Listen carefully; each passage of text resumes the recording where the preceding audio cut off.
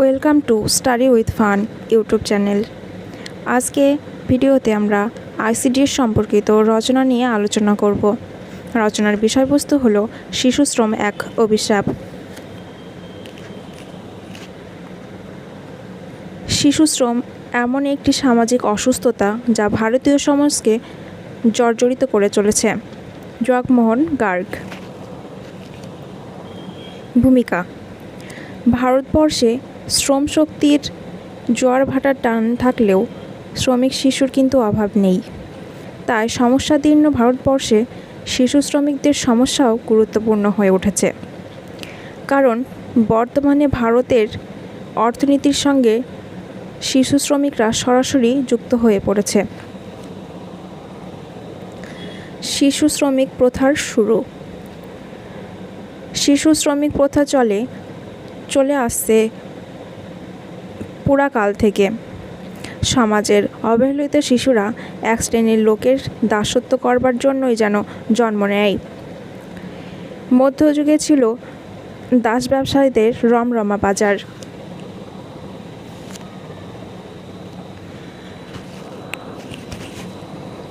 দুরবস্থার কারণ: প্রথমত, ভারতবর্ষে তথা পশ্চিমবঙ্গের শিশু শ্রমিকদের দুরবস্থার প্রধান কারণ তাদের পরিবারের দারিদ্রতা।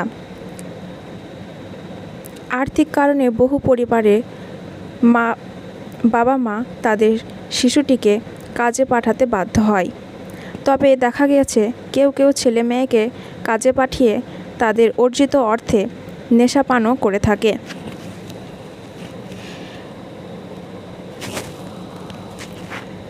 গৃহকর্মে, হোটেলে, দোকানে যে সমস্ত শিশু শ্রমিকদের নিয়োগ করা হয় তারা খায় কম, কাজ করে বেশি।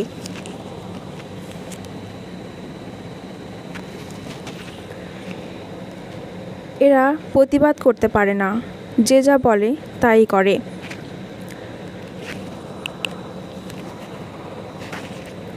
আইন জানে না বলেই দর কষাকষি করতে পারে না। নামমাত্র মজুরিতে দীর্ঘ সময় ধরে কাজ করতে অরাজি হয় না। প্রতিকার: শিশু শ্রমিকদের দুরবস্থা নিরসনে প্রথমেই প্রয়োজন সকলের মধ্যে যথার্থ শিক্ষা ও সচেতনতা। জনসংখ্যাকে কাম্য জনসংখ্যায় নামিয়ে আনা। ছেলে ও মেয়েদের ভেদাভেদ রোধে যথার্থ শিক্ষার প্রয়োজন। ছেলে ও মেয়ের উভয়েই সমান, এই বোধে উদ্দীপিত করা। মানুষের মানসিকতার পরিবর্তন। শিশু শ্রমিক আইন 1942-এ রাষ্ট্রসংঘ জেনেভা সনদে শিশুদের অধিকার ঘোষণা করেন।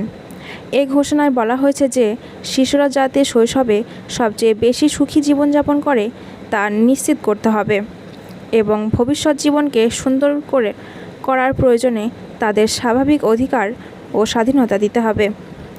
উপসংহার: অত্যাধিক মুনাফা লাভের ঝোঁক যাদের আছে, অপরকে শোষণ করে নিজেকে সুখ স্বাচ্ছন্দ্যে রাখতে যারা দ্বিধাগ্রস্ত হয় না, তারা যদি তাদের মানসিকতার পরিবর্তন না ঘটান, কোনো কালেই এই প্রথার অবসান হবে না।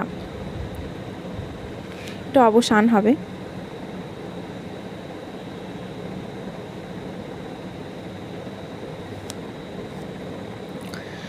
শৈশব ওদের হয়েছে চুরি, নরম হাতে পড়েছে কড়া, ভাগ্য ওদের হয়নি সহায়, প্রতিনিয়ত লড়ছে ওরা।